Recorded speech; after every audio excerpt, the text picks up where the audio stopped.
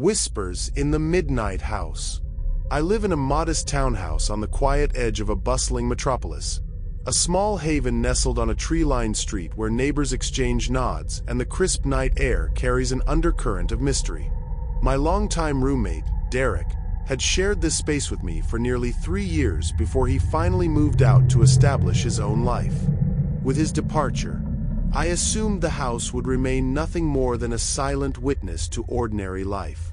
I managed the rent comfortably on my own, so I didn't search for a new roommate. Yet, in the weeks following his exit, the familiar walls of the house began to harbor inexplicable events that would shatter my steadfast disbelief in anything paranormal. One brisk autumn evening, after enduring a grueling late shift that wrapped up around 9 p.m., I trudged home feeling both weary and relieved to be back in my personal sanctuary. I prepared a simple dinner in the warm glow of the kitchen lights, then settled down in my favorite armchair to watch a classic film. The comforting flicker of the television provided a temporary distraction from the lingering fatigue of the day. As I idly scrolled through channels, the sound of creaking wooden floorboards from upstairs caught my attention. While the house was known for its regular symphony of settling noises, tonight's creaks carried a deliberate, almost choreographed cadence that was utterly unfamiliar. For nearly half an hour, the sound persisted, a measured, eerie procession that filled the silence and sent shivers down my spine. With my heart hammering in my chest, I muted the television and listened intently as the rhythmic creaking journeyed through the corridors. It felt as if the house itself was exhaling secrets, the sound moving slowly from room to room as though guided by an unseen hand. Summoning every ounce of courage, I shouted into the darkness, half hoping to scare off any potential intruder, half expecting a whispered reply from the abyss. To my astonishment, the continuous noise halted instantly at the sound of my voice, a momentary silence that only deepened the mystery. Determined to confront the unknown, I armed myself with a kitchen knife, a trembling yet necessary tool against the encroaching fear, and ventured up the creaking staircase. My pulse raced as I methodically inspected every room, scanning for any sign of disturbance or misplacement. Every piece of furniture, every framed photograph, stood exactly where it had always been, leaving me to wonder if my imagination was playing tricks on me. But the lingering sensation of being watched and the inexplicable alignment of the sounds with my every step told me otherwise. Later that night, after watching a brief movie in a futile attempt to reclaim normalcy, I finally tried to sleep around 1 a.m. However, sleep was elusive, slipping through my grasp as my mind replayed the eerie sounds. Unable to quiet the disquiet in my thoughts, I rose to use the bathroom. The layout of the house meant that my bedroom was adjacent to a narrow hallway leading directly to the old guest room, once Derek's sanctuary and now a repository of unsettling memories. As I opened the door and stepped into the hallway, I was met with a chilling phenomenon: soft, almost imperceptible whispering that seemed to seep from the very walls. The voices, indistinct and perhaps uttered in a language I could not understand, swelled in intensity until they bordered on overwhelming. Frozen in terror and disbelief, I crept closer, pressing my ear against the cold, splintered wood of the door. The murmurs grew louder, each syllable merging into an unintelligible hum that set my heart racing. In a surge of defiant panic and desperate need for answers, I flung the door open, fully expecting to confront an unseen menace. Instead, the room lay barren, its shadows dancing in the gentle light of the moon filtering through thin curtains. The stark emptiness was more oppressive than any noise could be, leaving me with a profound sense of isolation and dread. Unable to withstand the oppressive atmosphere any longer, I bolted from the house and raced to my parked car under the cold glare of streetlights. My trembling hands fumbled with the phone as I called Derek, my voice quavering as I recounted every detail of the inexplicable events. His calm tone over the phone was unsettling in itself, as he admitted that he, too, had encountered strange phenomena in that very building during his time there. His words offered little comfort, instead deepening the unsettling mystery that now permeated every corner of my existence. Since that fateful night, My once comforting home has transformed into a realm of constant vigilance and restless nights. I now sleep on the living room couch instead of my bedroom, haunted by the memory of those deliberate creaks and ghostly whispers that seem to echo across the old wooden floors. The enigma of that night continues to haunt me, a relentless reminder that some secrets may be best left undisturbed, hidden within the walls of a house that has suddenly become far more than just a shelter from the storm. Echoes of a familiar voice. Throughout my life, I've encountered moments that defy the straightforward logic of everyday existence. While I have always prided myself on a rational, skeptical mindset, I never truly entertained the idea of the supernatural, until a series of bizarre and unexplainable events forced me to confront the possibility that there might be more to our world than meets the eye. It all began on a particularly stormy morning in my cozy seaside apartment, where the steady drum of rain against the windows usually served as a soothing lullaby. In the midst of a warm, cascading shower, I distinctly heard a soft yet unmistakable voice call my name, Nora, my cherished sister. For a fleeting moment, I assumed the sound was nothing more than the interplay of water droplets and echoes bouncing off the tiled walls. Yet, barely had I dismissed the notion when, almost simultaneously, a deep, resonant bark shattered the quiet, a sound that couldn't possibly be attributed to my otherwise reserved family dog.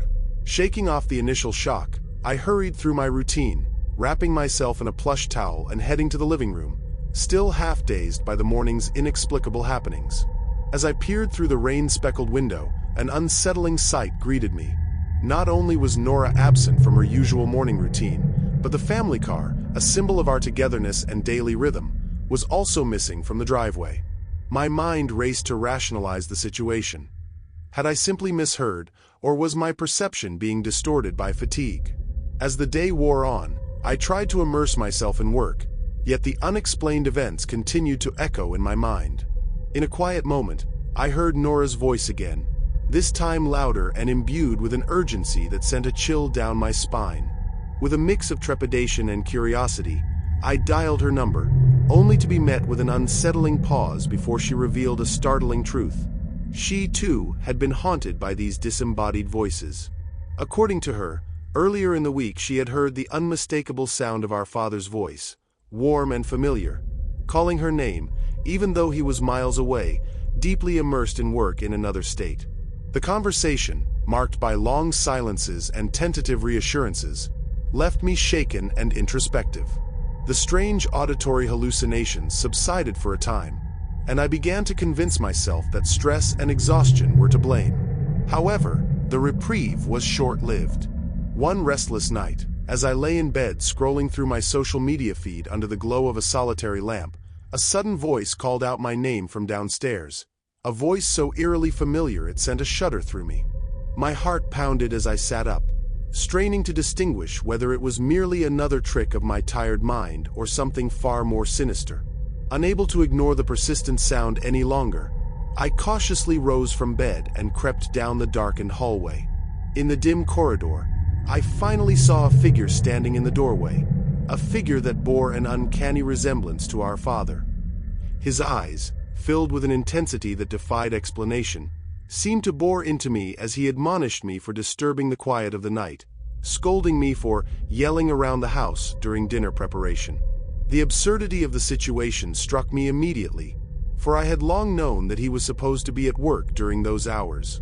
The realization that this apparition could not be explained by any rational means shattered my remaining defenses. The incident left me haunted by lingering questions and an unsettling disquiet that refuses to fade. In the weeks that followed, I found myself revisiting those strange occurrences, the echoes of familiar voices merging with the quiet hum of everyday life. Every creak of the floor, every whispered murmur in the quiet moments, served as a reminder that reality might be interlaced with mysteries beyond our understanding. Even as I search for logical explanations, the persistent echo of that familiar voice continues to haunt me, casting a long shadow over my once unshakable rationality and leaving me to wonder if, perhaps, the boundary between the known and the unknown is far more fragile than I ever imagined. The haunting of Pine Ridge Cabin. In the early spring of 2005, My friend Marcus extended an invitation to join him on a long-anticipated weekend retreat to a remote cabin deep in the heart of northern Montana. A rugged landscape where civilization fades into a vast expanse of towering pines and endless wilderness.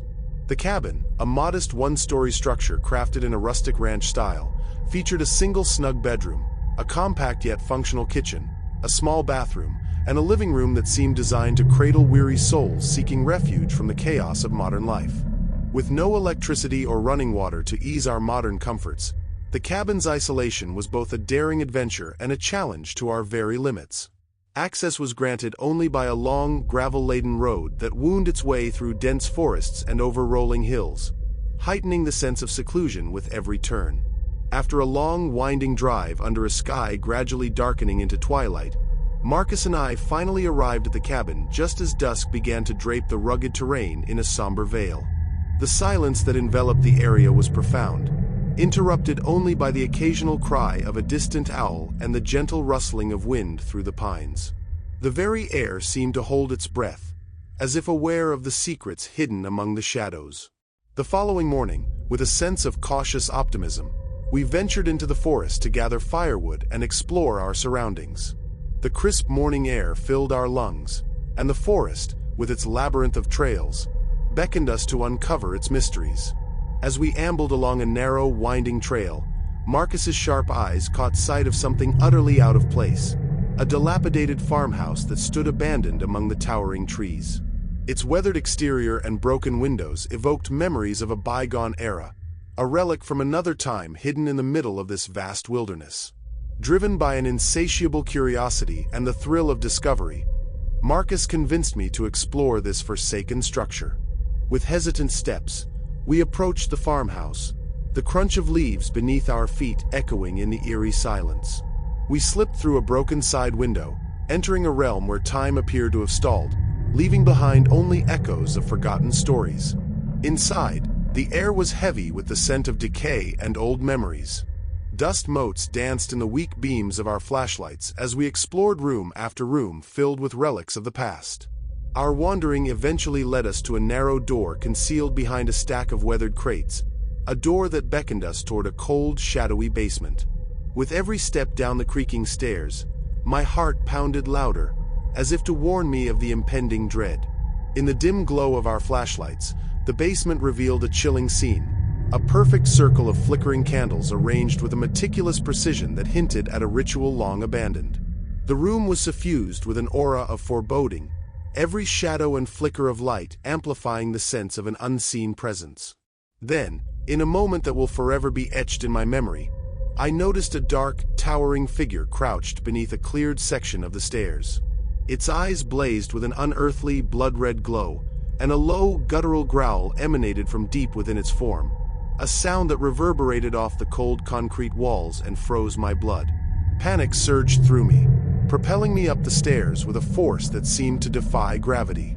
Marcus's voice, laced with shock and disbelief, urged me to hurry as we made our escape from the haunted confines of the farmhouse. We stumbled back to the relative safety of the cabin, our breaths ragged and our minds reeling from the inexplicable encounter. But the terror was far from over. That night, as the cabin settled into an uneasy silence, I lay in bed listening to the creaks and groans of the ancient structure. Around 2:30 a.m., I was startled awake by the soft sound of footsteps echoing in the hallway outside my bedroom. The stillness of the night was suddenly broken by these deliberate steps, each one punctuating the silence with an ominous rhythm. With my heart in my throat, I cracked open the door and peered into the living room. There, barely illuminated by the faint glow of moonlight seeping through the window, stood the same menacing figure from the farmhouse. Its head slowly twisted, as if surveying the room for any sign of intrusion, until its burning red eyes locked onto the door, filling me with a paralyzing dread. In that moment of utter terror, Marcus and I acted on pure instinct. We bolted towards the window, our minds solely focused on escaping the nightmare that had invaded our weekend retreat. Clambering out into the cold, unforgiving night, we abandoned our belongings without a second thought. As we sprinted across the overgrown path to Marcus's truck, a piercing scream tore through the silence, a final anguished sound that continues to echo in my dreams. Nearly 2 decades have passed since that harrowing weekend, yet the memories remain as vivid and unsettling as if they occurred yesterday. Marcus and I remain bonded by the shared terror of that experience, though neither of us has ever dared to return to Pine Ridge Cabin. Even now, I find myself haunted by the thought that the line between our reality and the unknown is far thinner than we dared to believe, a truth that continues to whisper from the shadows of that long-forgotten place.